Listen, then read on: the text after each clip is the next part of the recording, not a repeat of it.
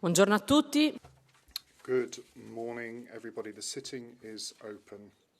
First item on our agenda is the report by Ms. Vaidere and Mr. Niinistö, phasing out Russian natural gas imports and improving monitoring of potential energy dependencies.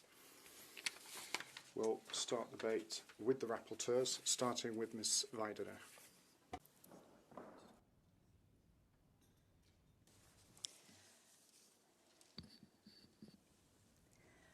Dear colleagues, for the first time in European history, the European Union is going to end imports of Russian energy. It's a real turning point in European energy policy. Phasing out of Russian gas is a great achievement for the European Union, a truly historical step. I would like to sincerely thank Commissioner Jorgensen for his initiative and determination, the Danish presidency for engagement, and of course my co-rapporteur, Mr. Niinistö, with whom we had an excellent cooperation, for his hard work, and the great team of the shadow rapporteurs, whose constructive support made this result possible. The European Parliament put forward a strong and legally sound position. But not all member states were ready to move with the same level of ambition. The Parliament insisted, and we succeeded, that Europe must end its dependency on Russian gas as soon as possible. We delivered earlier phase-out deadlines for Russian gas than the Commission originally proposed. The Council resisted, but the Parliament stood firm. We also secured a special provision on harmonized penalties. Without enforceable penalties, no phase-out would be credible, and we tightened safeguards to prevent a circumvention. Russian gas must not return to Europe also through illegal ways. At the same time, we made it simple for trusted partner countries to import gas into the Union. They must not face bureaucratic burdens. It will pave the way for friendly countries to supply Europe with necessary gas. After strong pressure from this House, the Commission has now made a clear political commitment to present a similar legislative proposal on phasing out Russian oil.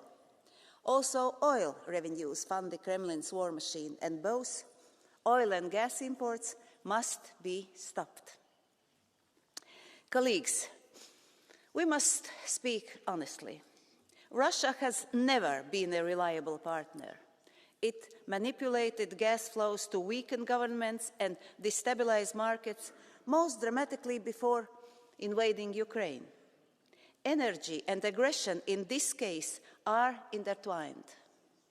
No one should claim business is business when energy is used as a weapon. The good news is Europe has alternatives. Over the past 2 years, firstly, the EU gas demand has been falling. Secondly, our gas supply has become far more diversified. And thirdly, the LNG supplies are rapidly increasing. The argument that we cannot replace Russian gas is not true. We can, and we already have. Colleagues, this regulation is not just an energy or trade file. It's a political, economic, and moral decision. Since the full-scale war began, the EU has paid over 216 billion euros for Russian fossil energy. We still pay around 40 million euros every day, and every euro continues to fund the killings in Ukraine. Strikingly, Europe has paid more to Russia than we have collectively given to Ukraine in support. Tomorrow, when we vote, the Parliament has to send a historical message. Russian gas, never again. Thank you. Grazie onorevole. Thank you very much. Mr. Niinistö.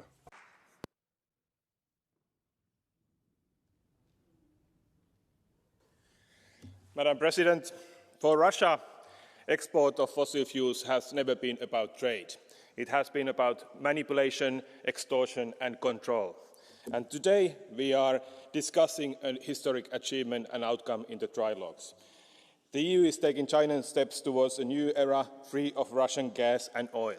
Never again dependency on Russia on fossil fuels. And Russia can never again use fossil fuels exports as a weapon against Europe. The path to this day has been long and it has been difficult, but we have to remember it's a historic outcome that we are here. EU has never banned a trade on such commodities with any country before. So this goes beyond what is happening currently in Ukraine. We are helping Ukraine in the sense that we are stopping funding the Russian war machine, but we are also looking beyond that. We are making sure that Russia can not use export of fossil fuels to Europe to divide ourselves. It has also been about control and trying to make Europe weaker, trying to divide and rule us. So therefore, it is important that we take a broader step with this trilogue outcome towards energy independence. And I think it's important that the Parliament's position on this file were well reflected in the outcome. So the Parliament wanted that not just the export ban or import ban of Russian fossil gas is to be put in place, but we are also getting a statement from the Commission that they will propose a similar ban on Russian fossil oil imports. And beyond that, Member States need to do a diversification plan which needs to be in line with our energy commitments and targets as well. This means that we should look also beyond gas. We have to import LNG from other countries in the short term, and we have partners that we can do that with, but we should not bind ourselves to long-term LNG imports from any country. We should bind ourselves to long-term independence in energy by investing heavily in renewable energy, energy efficiency and other clean sources. And this is the big chance for Europe here. We can look strategically beyond dependency on any external country, and we can look at building European competitiveness, address climate change and improve our security at the same time. So I think it's important that the Commission continues with this spirit in mind when they go into implementation of this ban. A few more words on the actual concrete outcome of the trilogues. I have to say, I think the outcome is something that the Parliament has been pushing for a number of years. Since the start of the Russian full-scale aggression and war in Ukraine in the spring 2022, the European Parliament has been pushing for such a ban. Now we have achieved it very clearly and also with a faster timeline than the Commission's original proposal. So LNG gas will be, even the long-term contract, will be banned by the end of 2026, and there is a ban for pipeline gas by the 30th of September 2027. Also, the Parliament achieved a very strong maximum penalties to be enforced by Member States against operators for infringement of the regulation.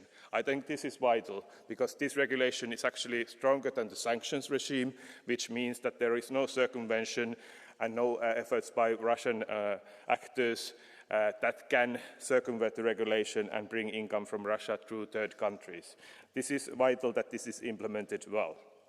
Also, further, I think one of the reasons why this achievement is so strong is that this is a timely moment to do this change. We need this change happening now when there is a political freedom from the Member States and from the Parliament to achieve this. And I don't think we would be here today without a broad agreement between the different parties and the shadow rapporteurs in both in the committee and ITRE committee in the negotiations. So this is an achievement by a vast majority of the Parliament. I congratulate you all for that.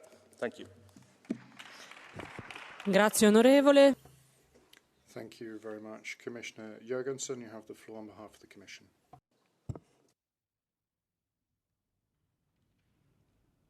President, thank you. So, this House makes many important decisions, but I still do think it's rare that you make one where we know for a fact that it'll be noticed in Moscow, it'll be noticed in Washington, it'll be noticed all over the world. Probably with smiles most places, definitely not with smiles in Moscow. This is important. This is taking away real money from the war chest of Putin. this is important because we're showing that when we stand together in Europe, when we cannot be divided,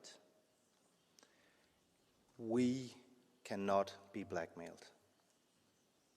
You cannot weaponize energy against us, or rather you can, but we will have an answer. So, the decision that we've made now to ban the import of Russian gas is a historic one. And I think probably what makes me most proud is the fact that this is not something that we do temporarily. This is not something that we will take up to revision in 6 months, and then if it's comfortable for domestic economic reasons, we might start importing gas again, even if there's a peace. No. This is a no, and it's a never again. Not a single molecule. We cannot repeat the mistakes of the past. Later, in the start of next year, the Commission will also put forward a proposal to end the last imports of oil. This is also important, and later again we will also put forward a proposal to end nuclear fuel. Although looking at the economic side, obviously this decision today is so much more important. Still, we need to be completely rid of Russian energy in Europe. So, once again, I want to thank the rapporteurs, the shadow rapporteurs. Actually, I would say vast majority of this Parliament has been extremely supportive, and I honestly think that that the outcome that we have after negotiations is better than the proposal that I put forward. So it's not rare, but that is certainly the case also here. So thank you so much for that. Grazie, Commissario. Thank you very much. Commissioner, now on behalf of the Committee on Internal Market and Consumer Protection, Mr. Saudargas. Thank you, President. Dear Commissioner, dear colleagues, this file is utmost important as well as urgent. My sincere thanks to rapporteurs, Ms. Vaidere and Mr. Niinisto, and the whole team. They were very strong and committed. However, I'm sorry, but I slightly lacked the adequate ambition from the Council and the Commission. To fight back the most brutal regime of the century, you must be united, you must be courageous.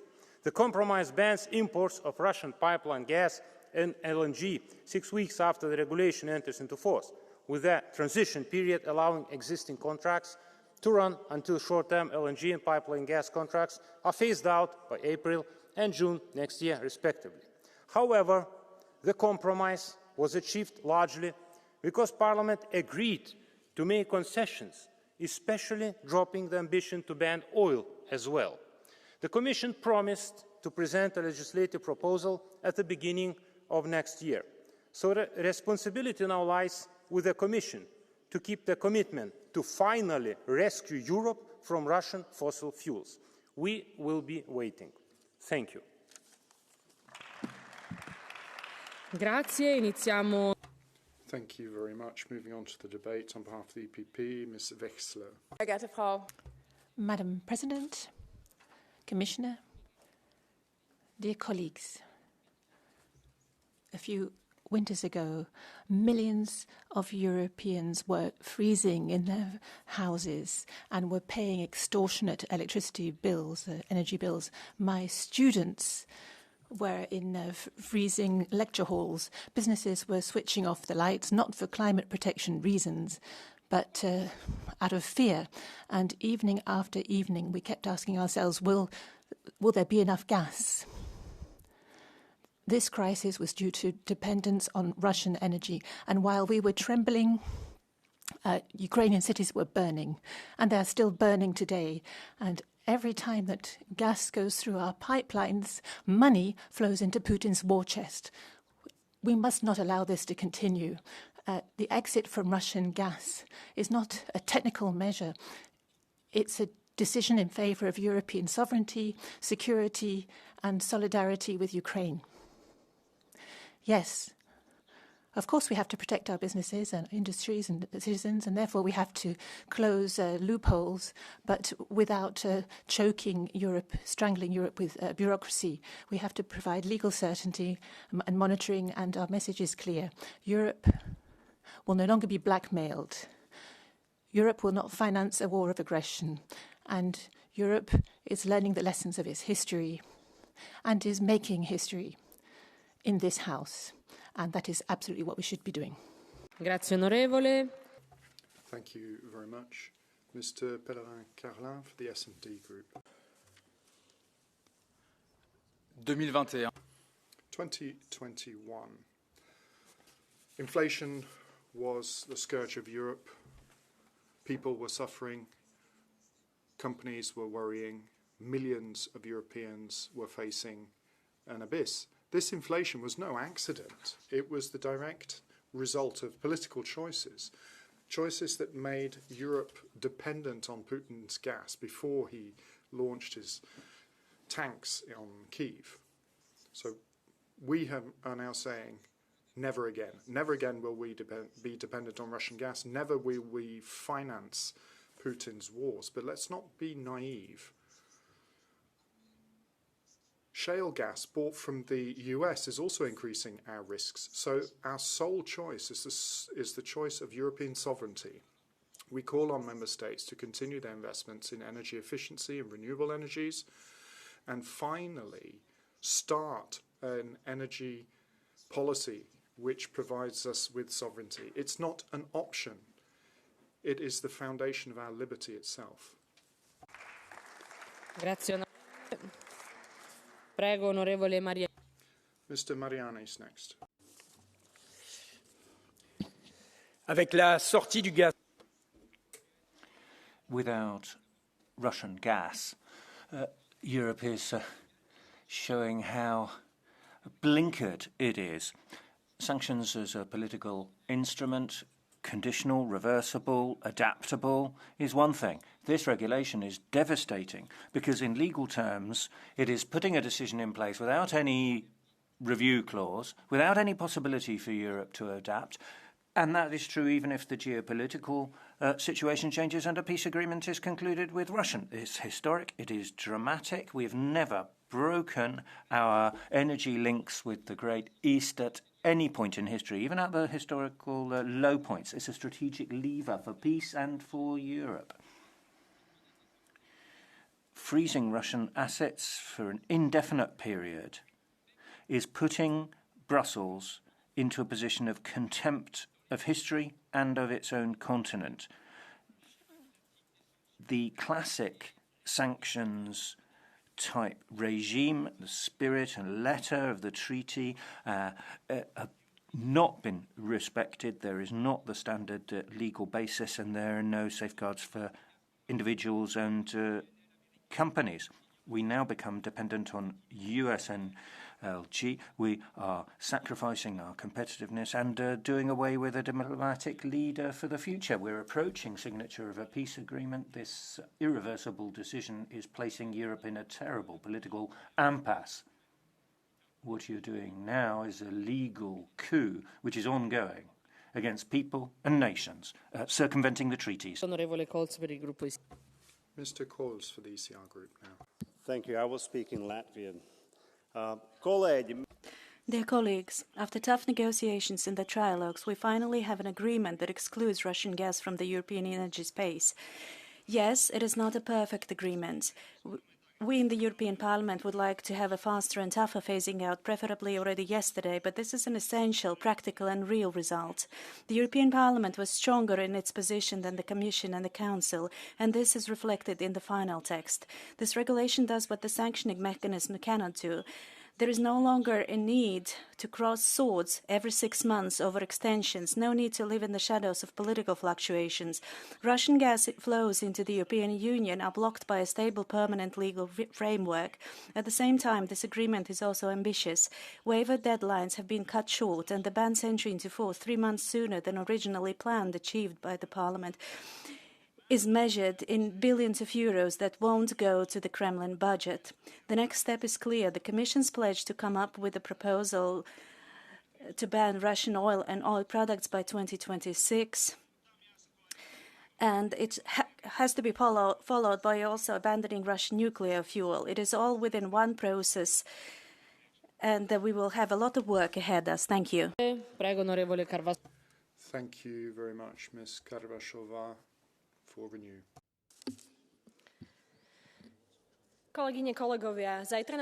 Colleagues, tomorrow there's a historic vote to take.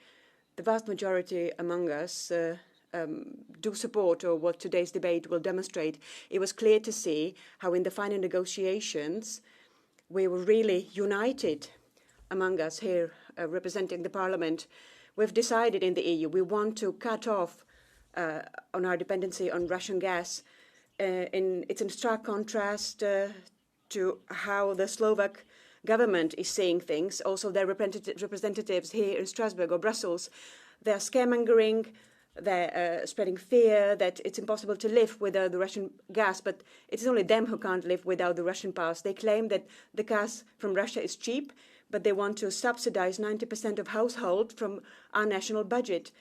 The companies are paying highest prices among the EU member states. They say that Slovakia has no other options, but more than 70% of our gas is imported from other countries than Russia. So we will either continue scaremongering, spreading fear, fighting for Russian interest and being in a conflict with EU, or we will look into the future. Slovakia can only be successful in this new geopolitical reality if we really pursue Slovak interests.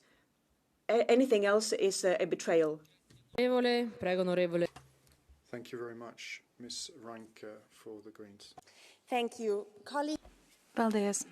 Kolēģi, šis kontinents būs brīvs tikai tad, kad mēs nebūsim atkarīgi no fosilajām degvielām un oligarhiem. Šis ir Eiropas neatkarības brīdis, un tas solis, ko mēs šobrīd spēram, ir ārkārtīgi svarīgs. Vēlos pateikties referentiem, īpaši viņiem, bet arī visiem pārējiem, kas ir ieguldījuši smagu darbu, lai tas tā notiktu, jo beidzot mēs izbeidzam savu sāpīgo dekādēm ilgo un kaitējošo atkarību no Krievijas gāzes importa. Mums tas būtu bijis jādara daudz agrāk, kolēģi. Mums nekad nevajadzēja būvēt Nord Stream 2. We will not become free in Europe by simply replacing Russian gas imports by another dependency on, for example, imports from the US. Only massive investments into renewable energy and energy efficiency will make that happen. More wind, more sun, more peace, more freedom, and more European sovereignty. That's what we need, and that's what we should work for. Thank you very much. Grazie onorevole, prego onorevole. Thank you very much, Ms. Yadin for the Left Group.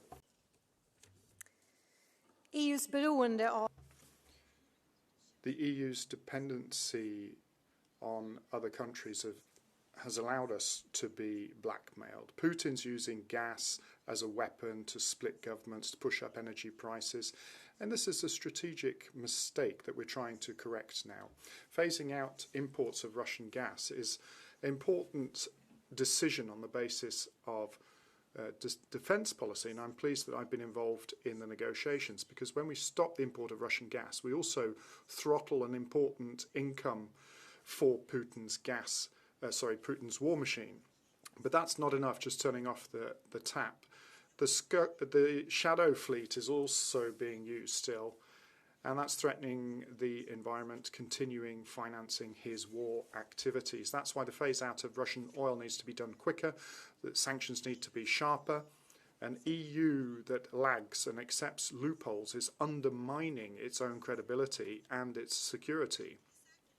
Genuine security is built through independence. The EU has to invest in robust and green energy production and has to establish price-setting mechanisms on the electricity market that doesn't hit those who have the least income. Renewable energies is not just good environmental policy, it's good defence policy as well. Breaking this dependence on Russian energy is taking back control over Europe's future. And this proposed legislation constitutes an important step towards a safer EU and a free and independent Ukraine. Grazie, onorevole. Thank you very much. Now, Mr. Buchheit.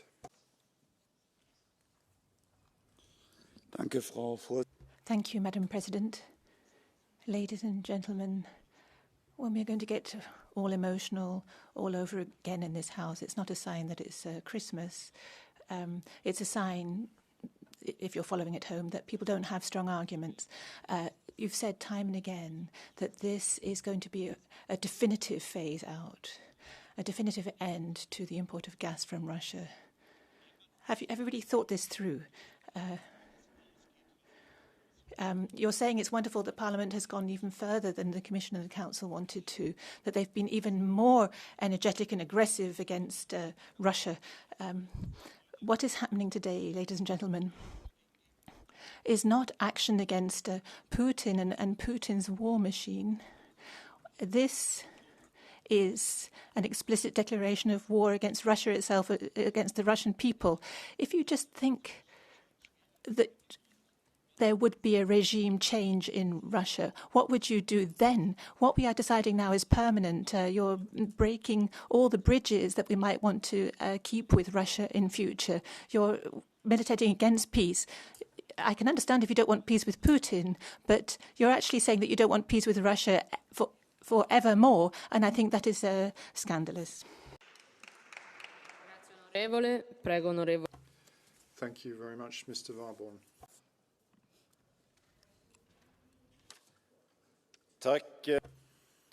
Thank you, Madam President, Commissioner. On the 24th of February 2022, the world changed.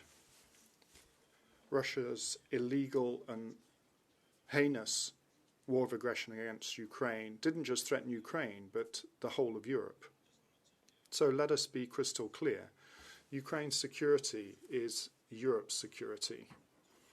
So we've increased sanctions against Russia. We have increased provision of weapons to Ukraine. We've increased humanitarian support. We've increased financial support.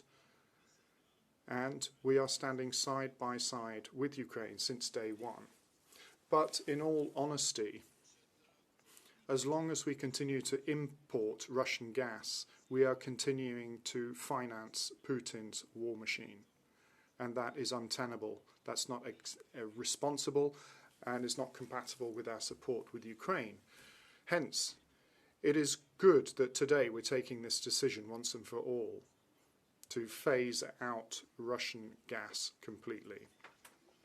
Because for every penny that goes to the import of Russian gas is a penny that is going to finance the war on European territory.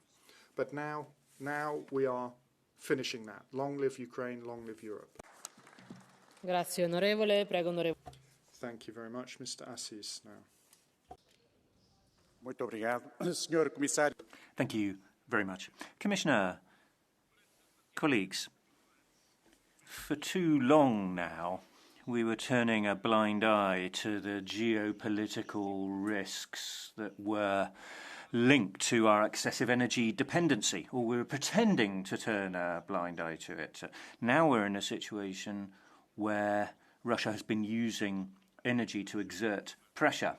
It's a dramatic situation for our security, economy, and for European citizens and businesses.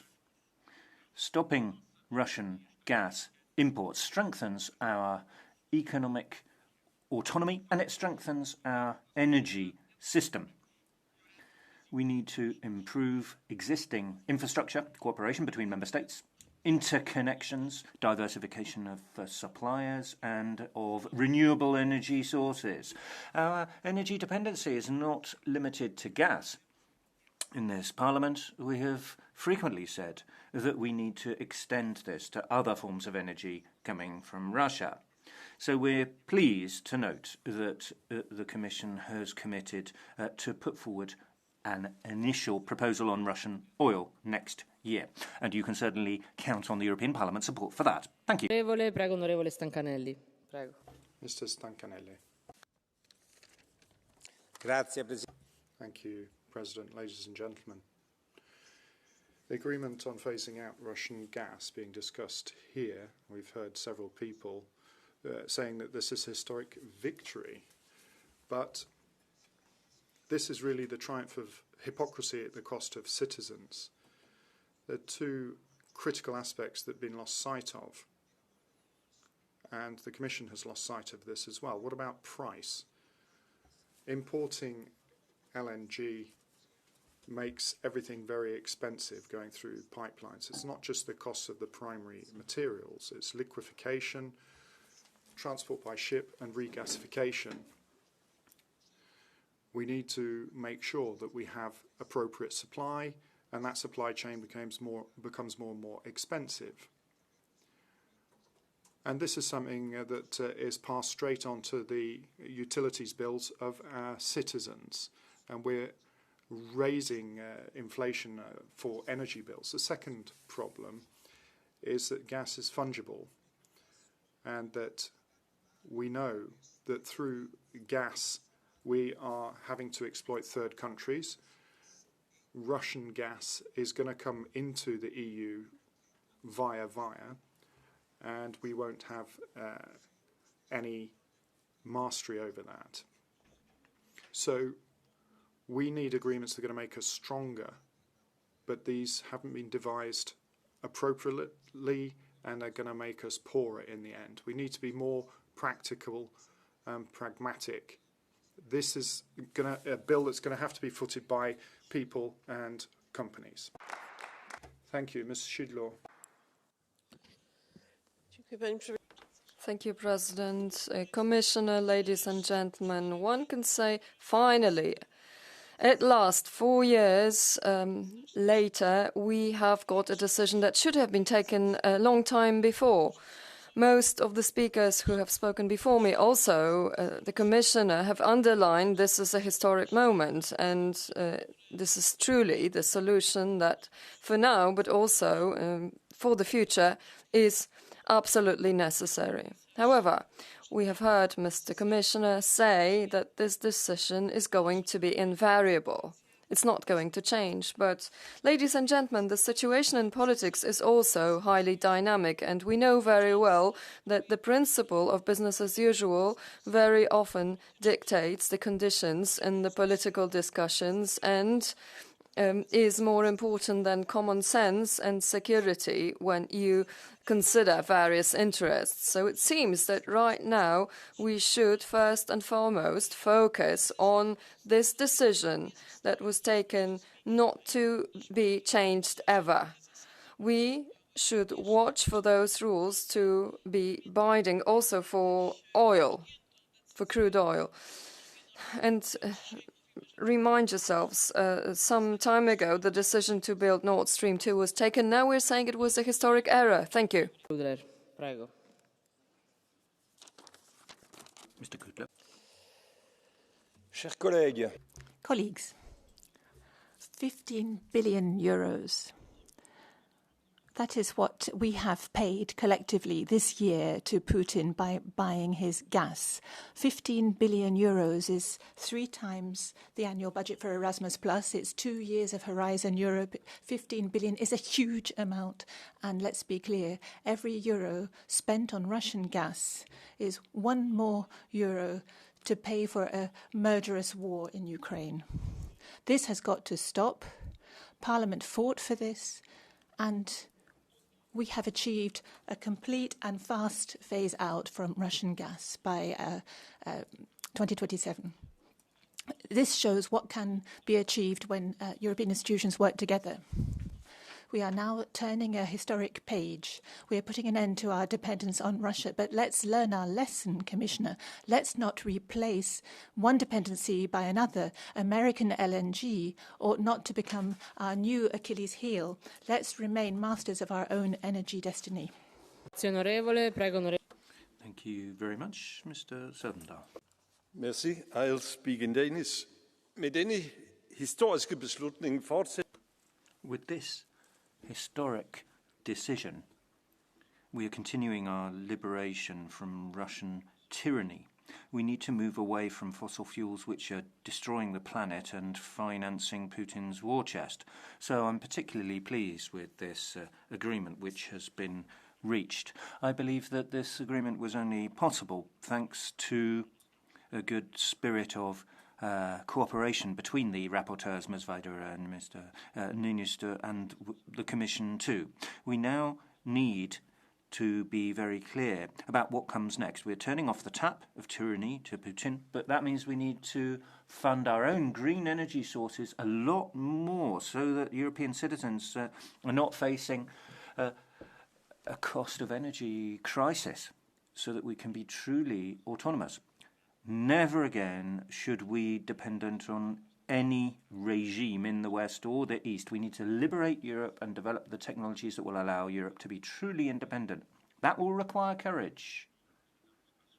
And that will also mean that we can't just substitute Russian gas with Trump oil. We need to ensure that we keep producing in Europe and we're not totally at the mercy of these geopolitical winds, so that we have global energy independence for the EU in such a way as to ensure that we're not continuing to fund Putin. We need to invest in the future, in our common hope.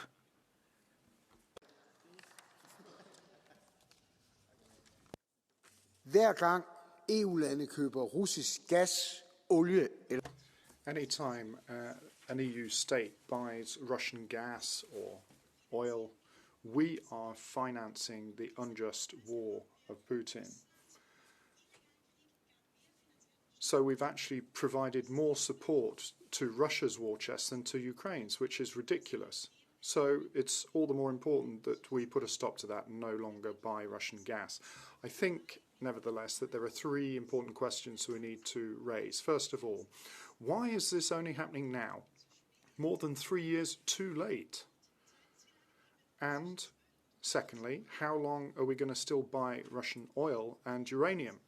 And thirdly, why are we still so slow in developing renewable energies to achieve a genuine independence of European energy? Maybe we wouldn't be dependent on Russia anymore, but dependent on other countries. And when push comes to shove, we know that they're also prepared to blackmail Europe and constitute a threat to Europe. We haven't achieved our goal yet, but we're making a step in the right direction. Mr. Damasi.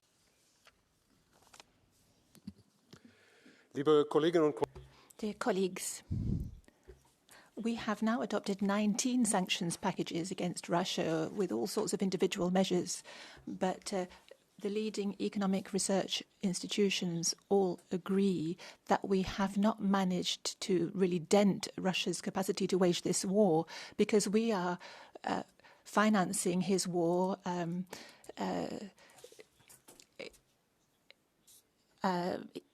He's managed to adjust to trade flows to China to make up for anything he may lose with Europe. And there is now a risk that we won't be able to heat our homes this winter. And we are replacing one dependence on Russia with another. We're going to be dependent on dirty fracking gas at a time where Donald Trump is imposing punitive tariffs on us. So this doesn't make sense. I think we need to bring Nord Stream back into operation. We need to focus all our efforts on a ceasefire, and that would help us all. Mr. Popescu.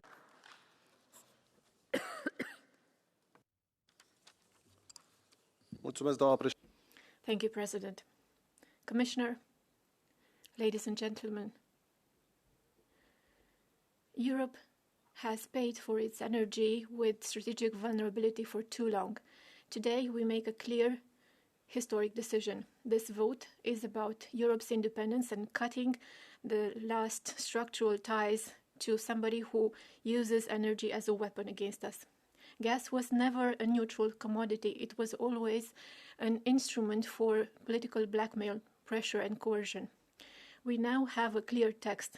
No dependencies, no ambiguities, no circumvention. But independence must come along with solidarity. We know that member states have different levels of exposure and vulnerabilities. Coordination and not fragmentation is the path to go. We must be realistic. If we look at geography, we see that southeastern Europe is an essential link in Europe's energy system. Transit and the infrastructure in this region are critical, even if they are not mentioned explicitly in the final text. This must be a clear political priority. This vote is about our credibility and our capacity to act decisively when our independence is at play. I would like to raise the alarm in that now that we have here the Energy Commissioner here. I know he's a man of good faith. It's very good to have climate neutrality, but we need to make sure that we don't replace dependence on Russian gas with a dependence on other states from around the area. Even if the price may appear to be smaller, our freedom and independence has no price. Onorevole Geiger, prego. Mr. Geiger.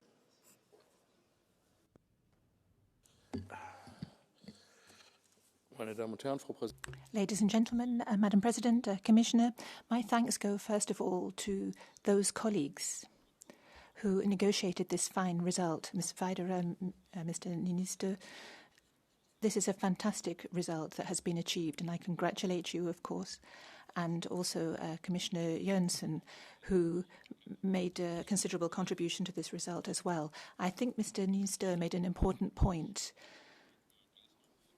Russian gas imports are less about business, but more about control, and therefore the decision that the Parliament will take tomorrow is an important step in the direction of European independence and resilience. The next step must be the end of oil imports and, yes, the end of uranium imports from Russia. Those who pointed out that we need to avoid a new form of energy dependency, dependency on American LNG, is important as well, because this is also a question about control as well as business. And the next hike in prices will be Trump's responsibility. So in Europe, we should be aiming for independence of energy supply. Prego, onorevole Laszlo. Mr. Laszlo.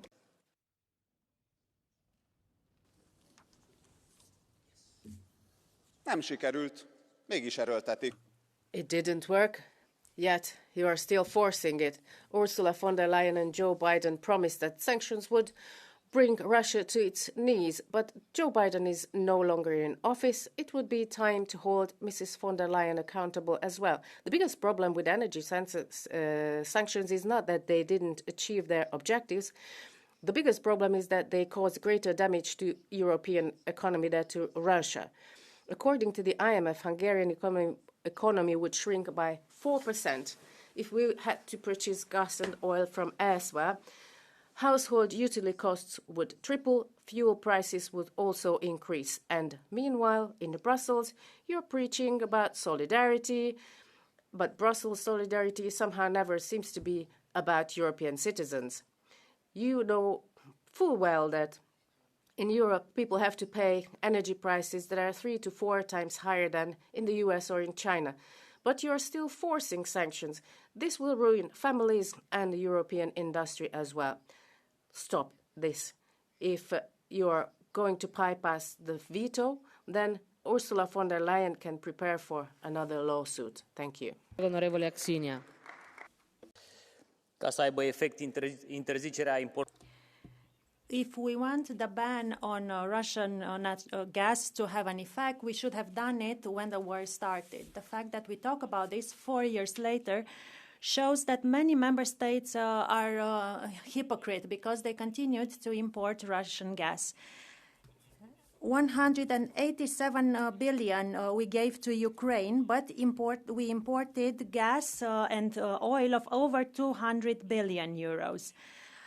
Some states preferred to buy liquefied natural gas, like for instance. Others imported oil.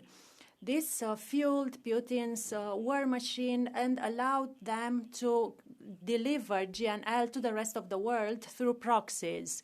Let me draw your attention to the fact that even the new regulation fails to settle the problem of importing from Turkey or Azerbaijan, but under a different label. Some even think of the Romanian gas from the Black Sea.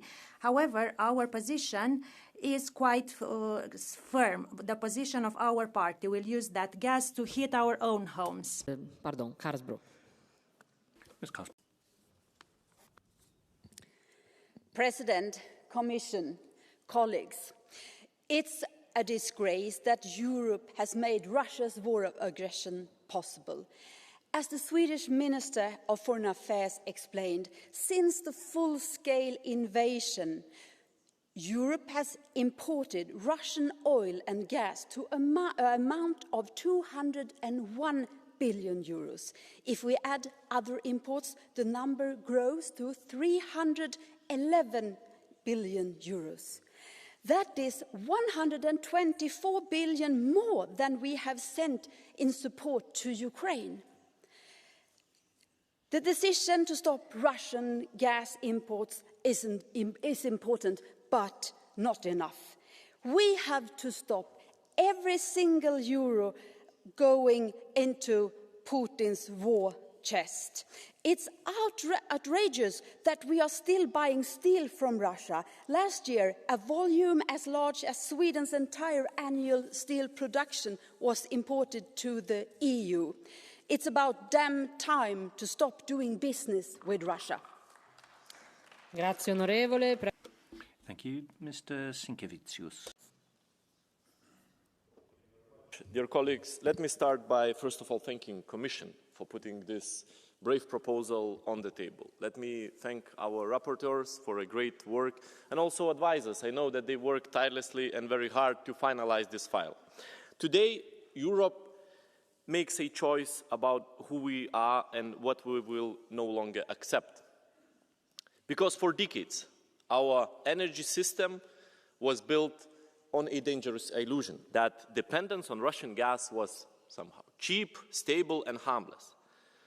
And we see the truth. We see what's happening in Ukraine, that energy was used as leverage, as a pressure, as a weapon.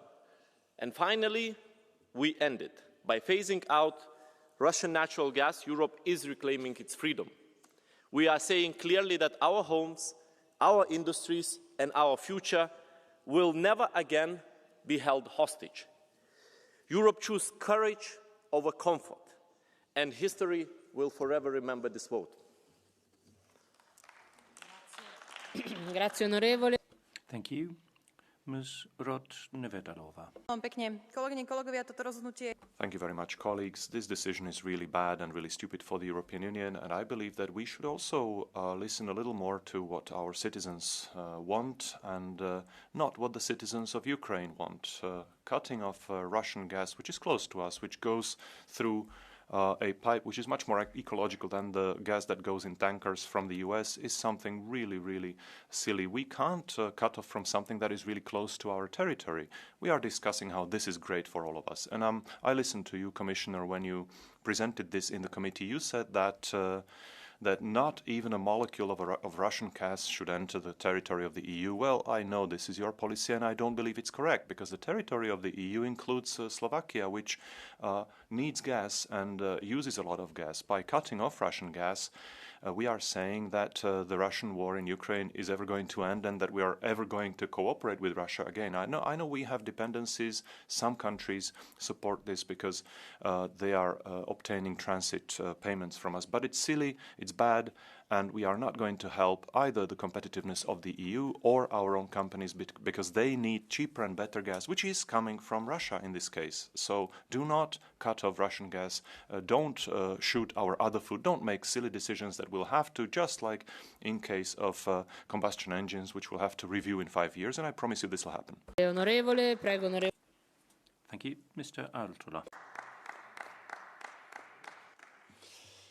Arvoisa puheenjohtaja, katseemme on now. President, we are all looking to Donbass and the borders of Donbass. Of course, the real decisions are being taken elsewhere. There are people now trading over souls, and strategic autonomy needs to be bought and sold. We cannot imagine that we can turn the clock back. The Iron Curtain has fallen. It's a deep trench that needs to be overcome. We cannot go back because Europe has taken decisions that cannot be undone. Some people are asking when the sanctions will stop, but that is unimportant. We are trying to espouse principles of autonomy for our security in the future. We know that this is no longer temporary. Our dependency on Russia is now being made illegal. We have our backs against the wall. We cannot believe anymore that help will come from the other side of the pond. We have to ask ourselves, if we want a strong and independent Europe, then we have to take this decision. Thank you. Mr. Benifei. Nel giorno in cui Here we are discussing a definitive stop to Russian gas, and on the same day the Meloni government is voting against using Russian assets to support Ukraine. That's a choice that will make Europeans pay for Russia's criminal aggression. We want to be free of energy dependency. We want to be free to make our own choices about gas. But Matteo Salvini in Italy is saying that Russian assets should be returned to the Kremlin. And I quote, otherwise this would be a violation of international law. How dare he say that so barefacedly? Rosario Della and others deserve our solidarity. I'm talking about people sentenced to 15 years in prison in Russia for calling Putin a criminal. The EU needs to be able to make its own choices. We have to be able to choose about our own future without anyone breathing down our necks. So we should go for this fearlessly. Borchia. Thank you very much, Mr. Borchia. Grazie, ma è un dibattito. Well, what a pathetic debate. I mean, there are moments of theatre here, but also a lot of memory loss. People appear to be struggling to recall how they had people on the board of Gazprom and so on within their political group. At any rate, now we're recognising that the EU got it wrong, got its priorities wrong, that its climate extremism was wrong, and put us in this difficult position in the international context. We're talking about European interests here. If you want energy independence from Moscow, it's fine by me. But how about bringing down prices, increasing domestic production of gas? Because otherwise there's no hope of achieving a reasonable situation for European citizens.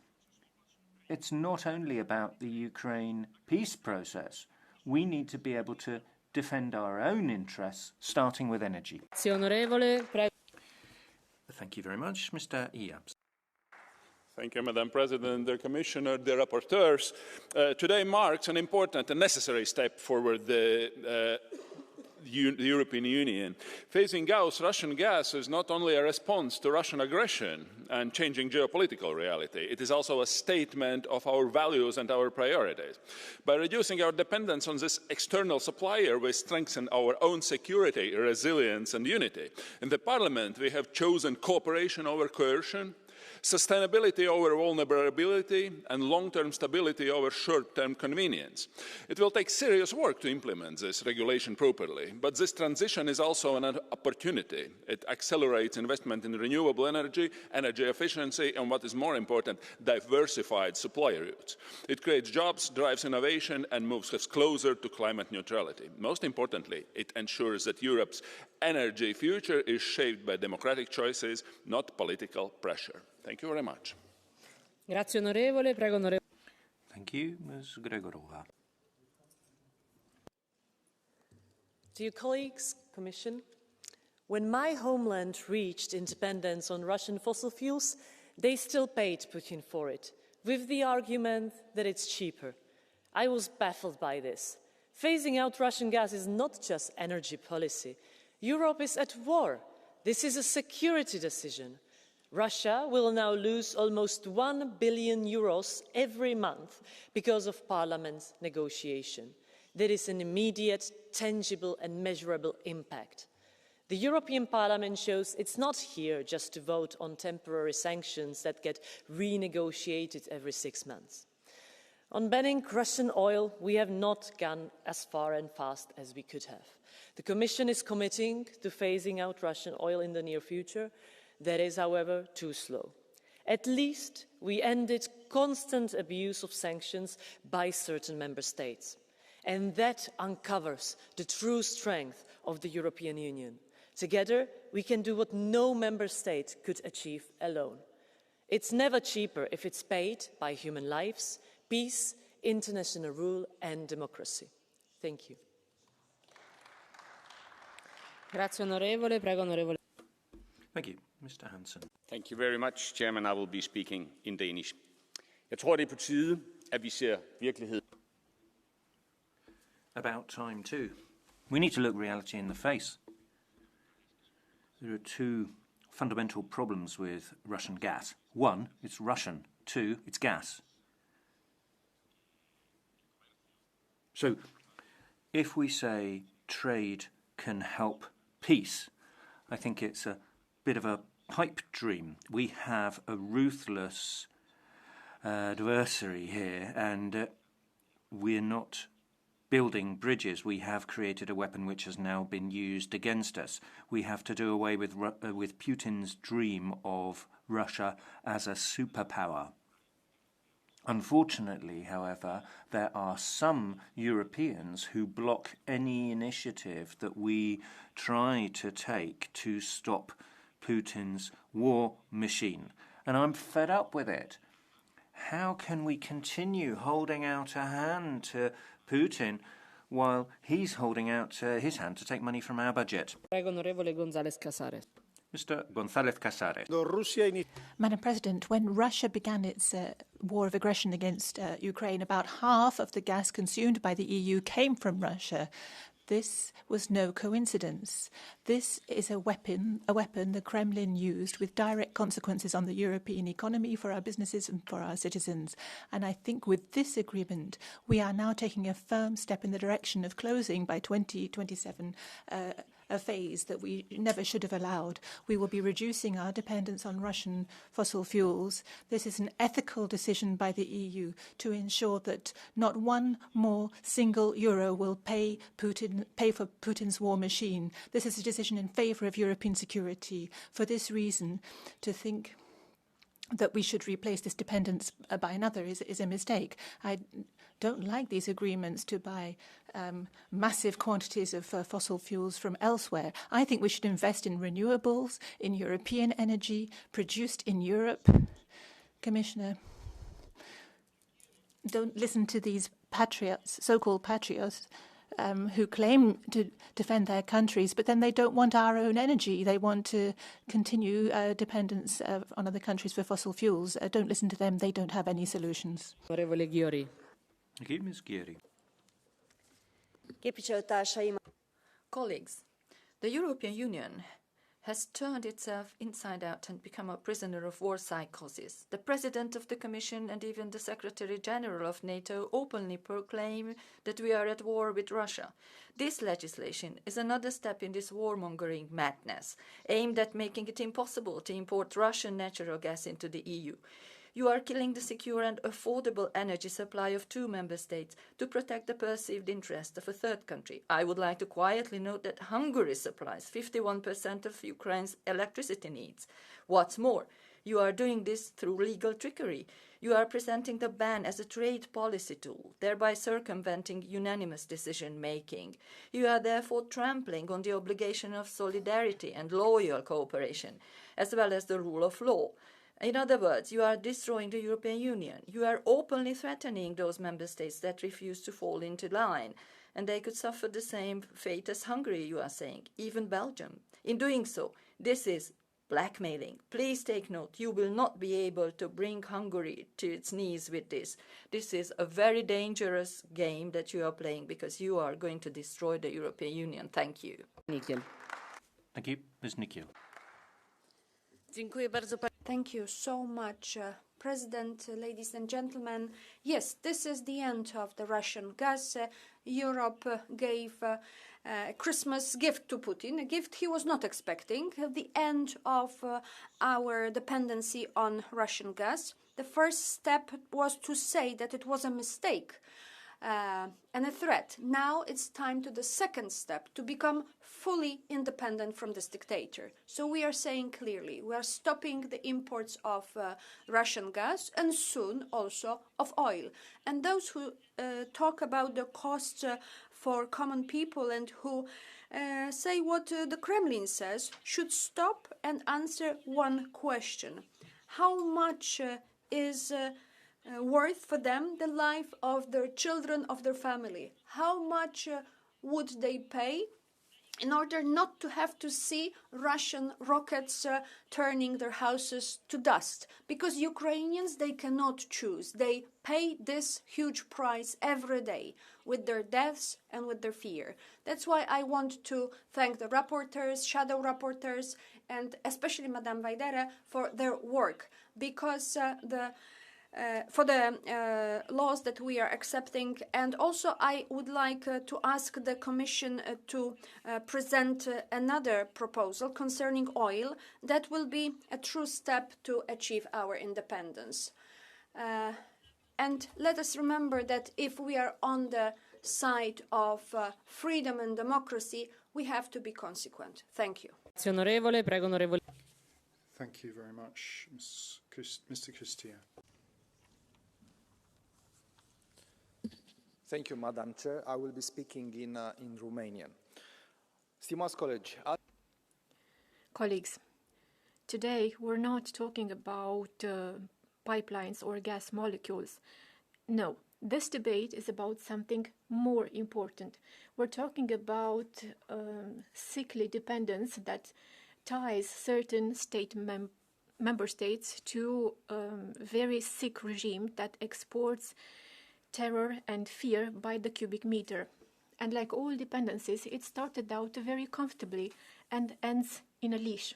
To be pragmatic doesn't mean to buy cheap, but rather not to buy vulnerability. Colleagues, strategic autonomy means that we should choose our own interdependencies or dependencies rather than have them imposed on us by geopolitical or historic contexts. Today, we choose to turn off the tap and stop the Russian gas. And we will not suffocate. On the contrary, we will breathe more easily. Thank you. Thank you very much, Mr. Meyer. Ja, danke schön. Thank you, Madam President. The strategy that you're proposing here has been not very successful. It's going to remain so. And this is no real contribution to energy security in Europe. You can take that at face value. In fact, it's going to achieve the opposite. It's short-sighted and is destroying ourselves. EPP has been lobbying together with the Commission, and that means that we're damaging ourselves here in Europe. And that's something that's not going to be able to be undone. It also is short-circuiting the member states. Well, at least there's an American president who can see further and who's providing for peace, much far more far-sighted than the European nomenclature, who've just been saber-rattling over the past years. Trump now has prepared a peace which will help everybody, and the whole European and global press in recent months have been making fun of Trump, but he is still pressing on. So this is scandalous for everybody, those who are proposing that we continue with war. Please, Mr. Sieper, for 30 seconds. Ja, Herr Kollege, vielen Dank. Thank you for accepting the blue card. There's one thing I don't get. When you talk about Russia, the PFE stand firm in their defense of Putin. Can't you say something bad about Putin at least once? Can't you just say he is the one who has started the war? How come the PFE is always ready to defend Putin at every opportunity?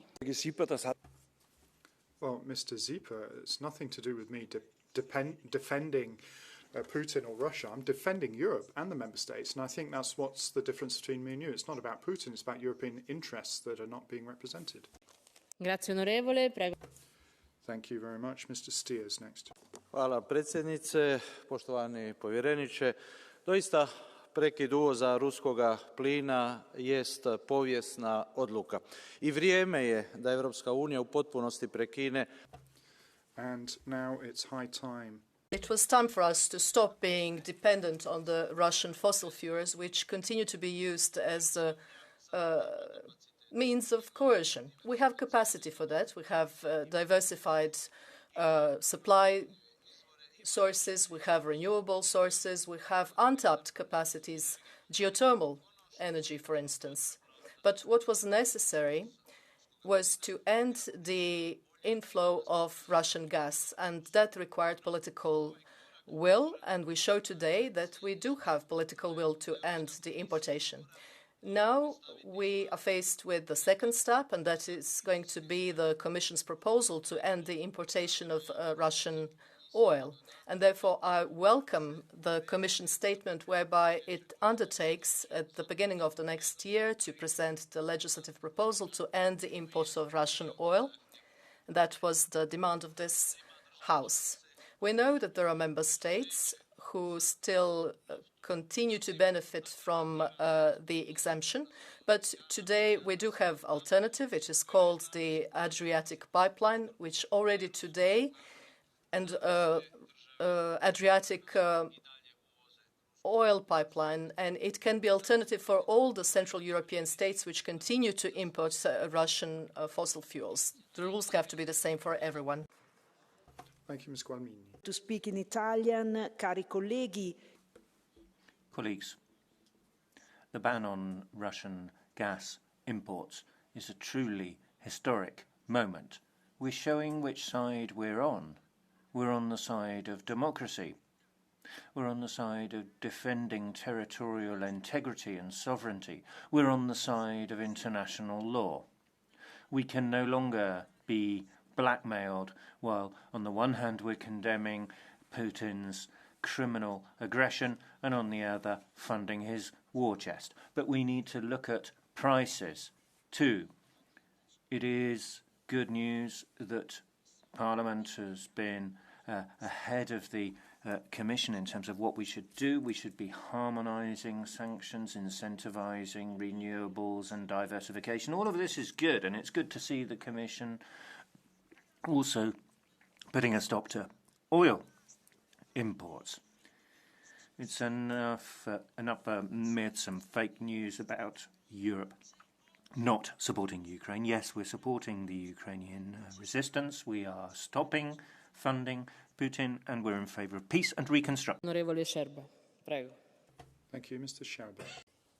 Pani Przewodnicząca, Pani... President, Commissioner, this agreement that we reached between the Parliament and the Council concerning the withdrawal, the phasing out of the Russian gas imports is a historical moment. It's a breaking away from this dependency on Moscow's energy, which was a threat to our security and which financed the war. And I want to say very clearly that we've been watching also the fact that the gas sent from Russia was partly replaced by an LNG, which allowed for more financial means to still flow towards Russia. So it was time to face the reality. Thanks to the pressure, also from our part, we will move away from Russian gas imports 1 year earlier than we thought possible. But what is also important is the role for Olaf, for the European prosecutors and the European agency which cooperates with EMEA. What is also important, the future, the European funds. So what is also good is that we have an agreement concerning the Connecting Europe facility. Poland, my country, really wants the financing of NATO pipelines because we think the NATO infrastructure is crucial in our geopolitical situation. Prego, onorevole Mavrides. Thank you. Mr. Mavrides is next. Phasing out the Russian natural gas imports is about our energy security and destiny. But the real issue is not just to end the Russian imports to EU, but to also close the loopholes through third countries, especially unreliable and autocratic regimes that can play for years a dirty game at the expense of our vital interests. For example, Turkey and Azerbaijan are both a striking example. And in fact, just recently, they stated publicly that they will not comply with any sanctions, just like they do for years. But this regulation is also about diversification of energy resources and pipelines. Some of them have already been mentioned, and I will mention one too. As of now, the only potential for domestic source of energy within EU is the Eastern Mediterranean. We had new discoveries, recently new agreements with the Republic of Cyprus at the center of all this. So the conclusion is, on one hand, we had bad politics, and on the other hand, we had good politics and vision for Europe. And the choice, I think the real choice, is very clear. Grazie, onorevole. Prego, onorevole. Thank you very much. Mr. Cunha. Thank you very much, Madam President. Commissioner, we need the European Commission here. We're very grateful for what you've done. We're very pleased to note the nature of what will be done now.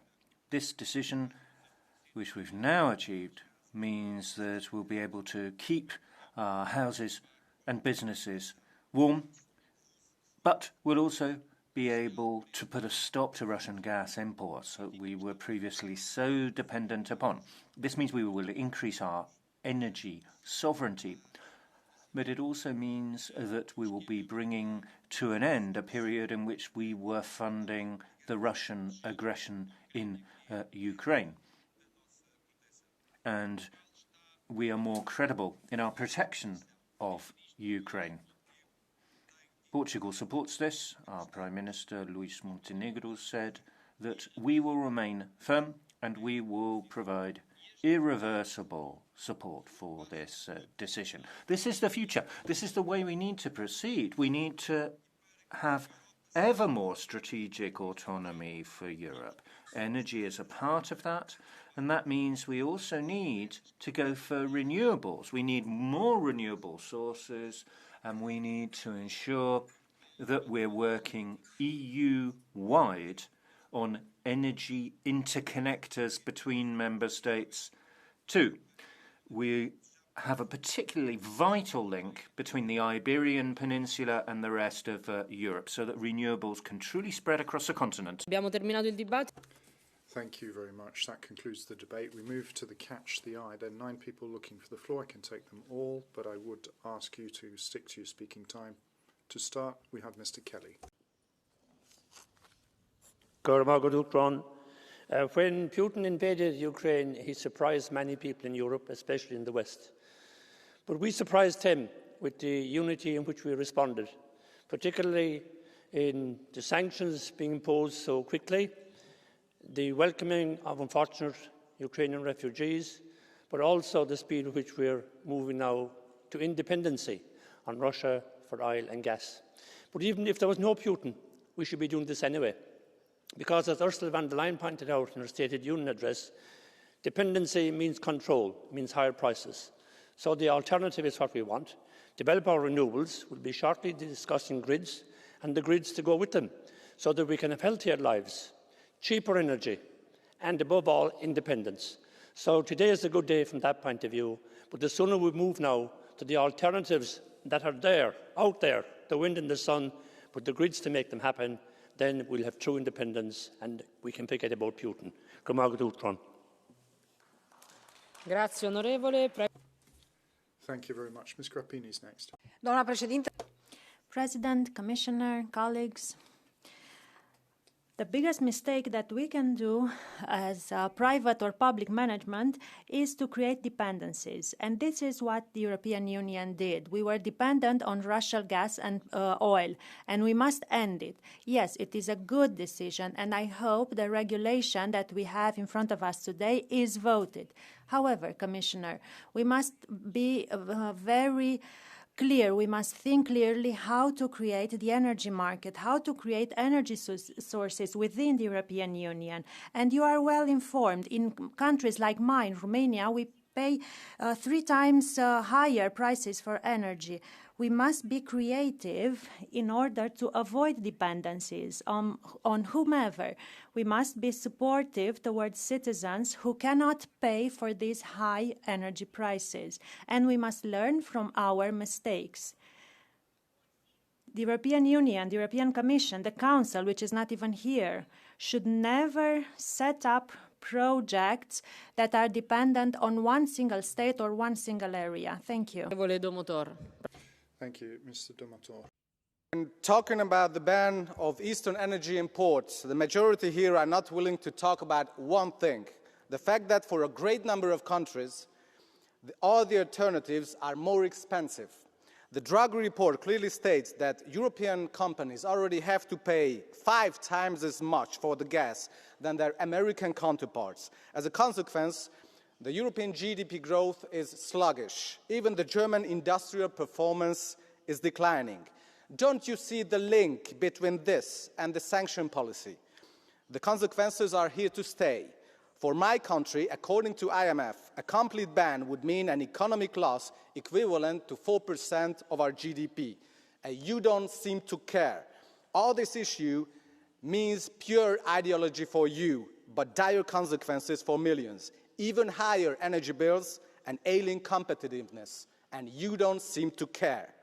Dear Grand Coalition over there, the pillars of the European economy are shaking, and voters know it well. Who are to blame for this? Their response will reach you. Thank you. Grazie, onorevole. Prego, onorevole. Thank you very much. Mr. Tinkinen is next. Arvoisa puhemies, vihdoin. President, finally, Europe is in the process of stopping the purchase of Russian energy. But why only now? Russian gas and oil taps should have been turned off straight away as soon as Putin marched into Ukraine with his troops. While we are watching with a wry smile of what Trump might say today, what he might say tomorrow, Europe itself has been buying up Russian energy to the tune of tens and tens of billions of euros. Our inability to act for almost 4 years has led to the shedding of Ukrainian blood. The lack of action from Europe has hit Ukraine hard, but also it has weaponized Russia against ourselves. To those who are doubting, all that is sufficient for victory of evil is that for the forces of good decide not to act. Turk. Thank you, Ms. Turk. Thank you, President. Let's be clear, Russian gas has always been too expensive. Russia has always used our dependency to threaten us, to pressure us, and to try to bend us to their will. But while it's been expensive for Europe, It is Ukraine that has truly paid the price for our obsession with Russian gas. And dear colleagues from the far right and the far left of this House, you always say you want peace. Well, now is your time to prove it. Because if you're serious about wanting peace, then you have to be serious about cutting off all funding flows to the one man that started it all, Putin. I sure am proud that I get to cast my vote, that we finally end our dependency on Russian gas, and that we take further steps towards a future in which Europe is powered by clean, cheap, and homegrown European energy. Thank you. Grazie, onorevole. Thank you very much. Mr. Grazoulis. Europa, tu esi pasaulio biurokratų. My Europe, you are the capital of bureaucracy. For 4 years, you've been taking decisions, saying you won't buy Russian gas. And now you're saying that you won't buy any more as of 2027. And as for oil, well, we haven't even said when we're getting out of oil. When are we going to stop buying fossil fuels from Russia, including oil?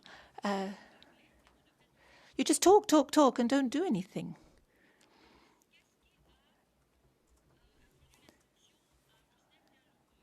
What about the sanctions on Lukoil and Rosneft? You've been inviting to impose these sanctions, and Trump has proposed a peace plan, which you reject, but you haven't proposed your own plan to Putin. Putin isn't even in negotiations with you. So, look, where are you politically? You're nowhere. You don't even defend your own principles. All you do is talk. Thank you. Mr. Zieper. Dear people of Europe, I am proud of this parliament. I am proud because as an MEP I can rest knowing that I am not even needed for this. Yesterday we had a vote in the Intercommittee specifically about this file, and because I was sitting in the wrong committee room, I missed that vote.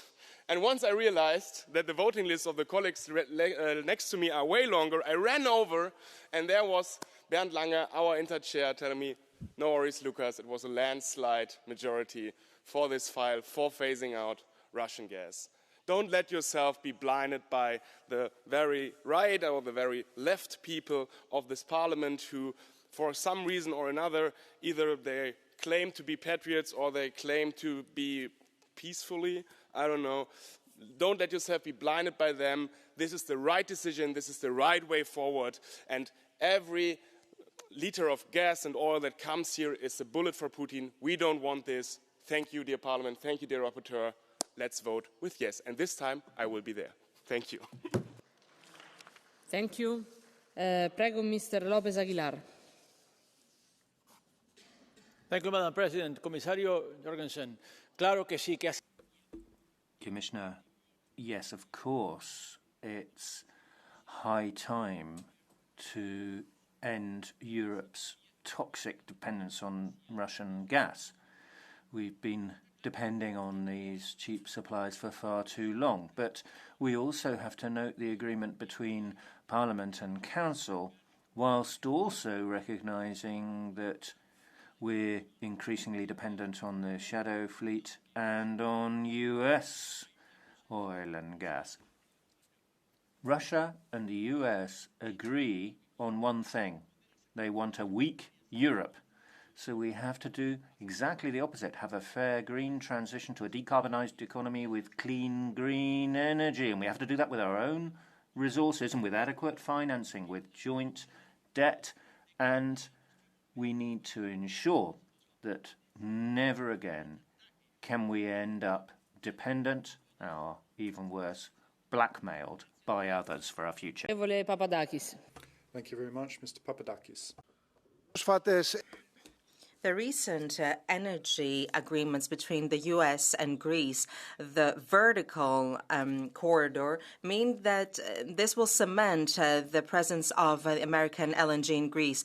The strategy of the EU and our government is to abandon the much cheaper Russian natural gas in this competition with capitalist Russia. The Greek people pay a very high price for American LNG, but also for the liberalized energy market in Greece.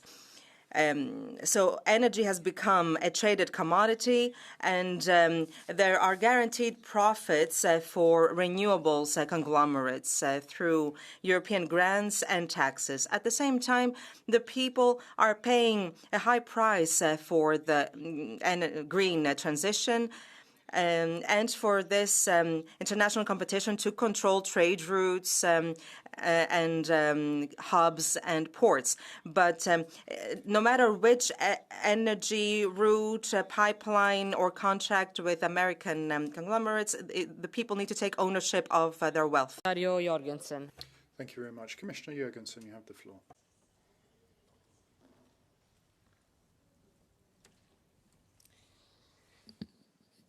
Thank you all for this constructive debate.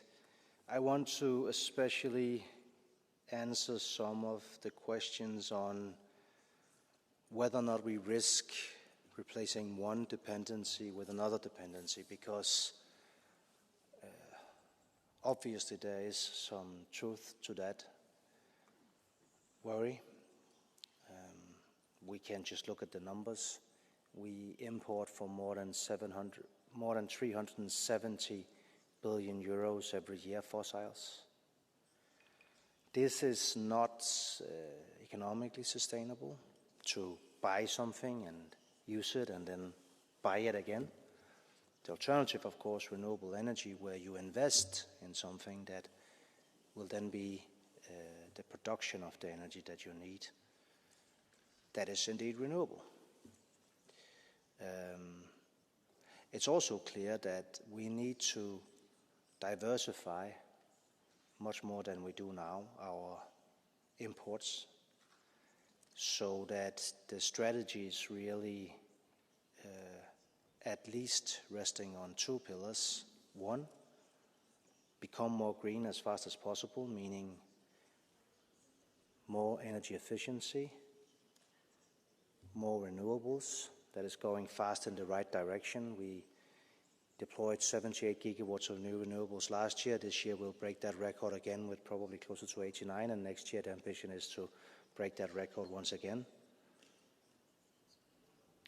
But two, the fossils that we still need, including gas, we need to not only be dependent on one source for that.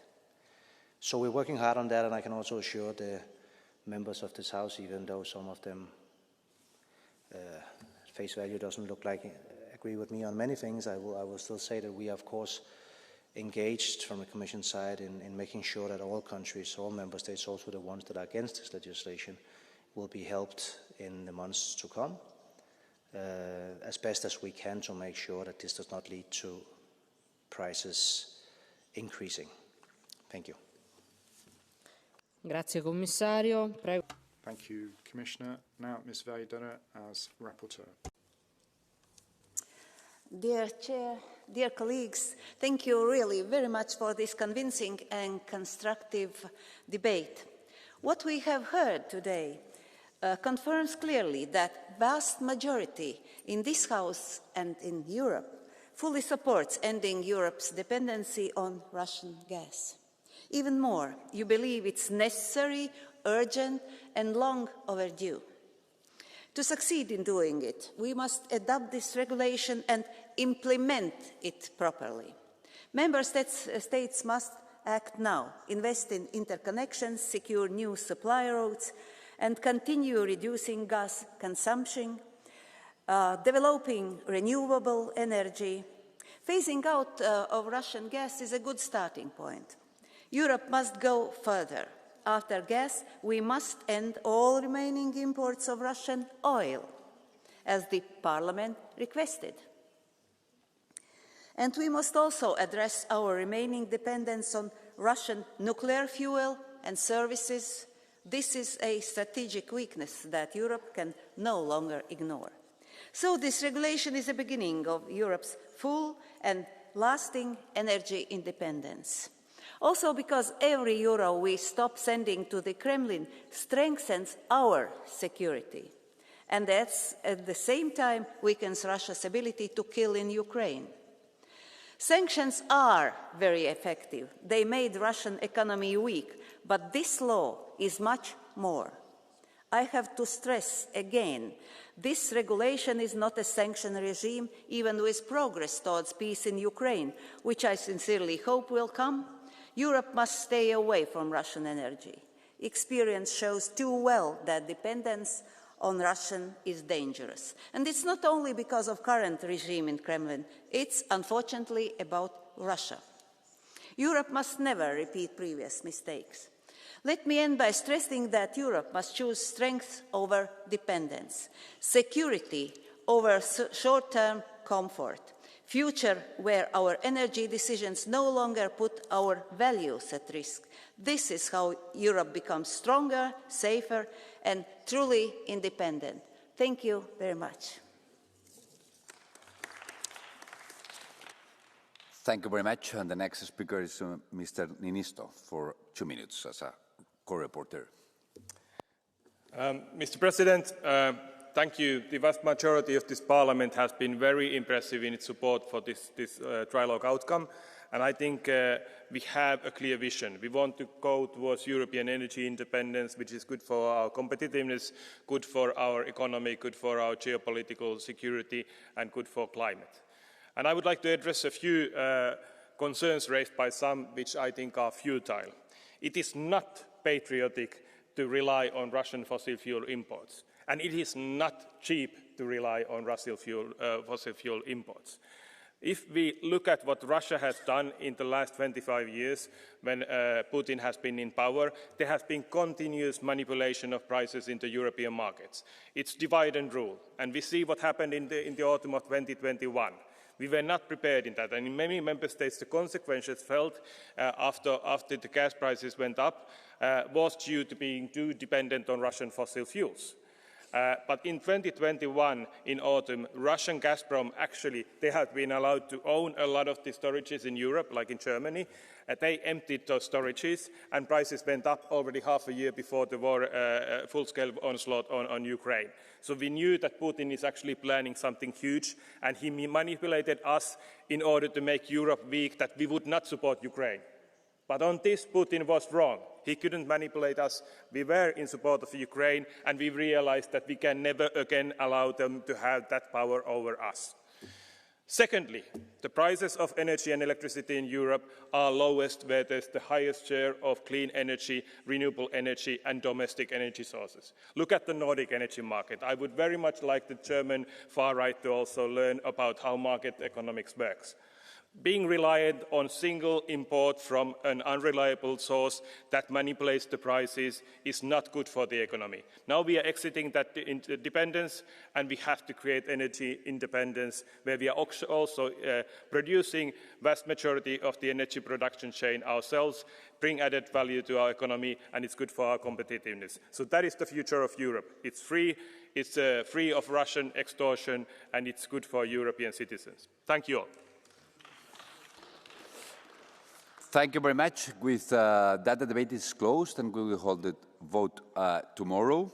Now we are moving to the next item on the agenda, the Commissioner statement, grids package and tackling rising energy prices through robust infrastructure.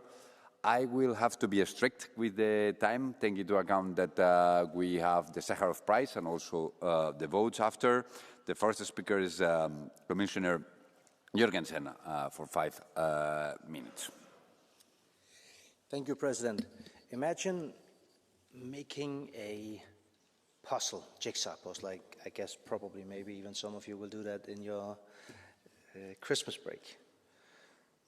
Now imagine making it without looking at the picture on the box. Or actually imagine that you make it with the other members of your family, so everybody tries to put the puzzle where they see it at the same time without looking at the box and without talking to each other and coordinating. That is almost the way it is with our energy system in Europe now. I exaggerate a little bit because we do try and coordinate, we do try and set the same targets and objectives, and we do have legislation that points us in the right direction, and many things are going well, and I think we have a good starting point in the sense that no other regions in the world are as well connected as we are. But really, if we look at it, we are today counting on things happening bottom up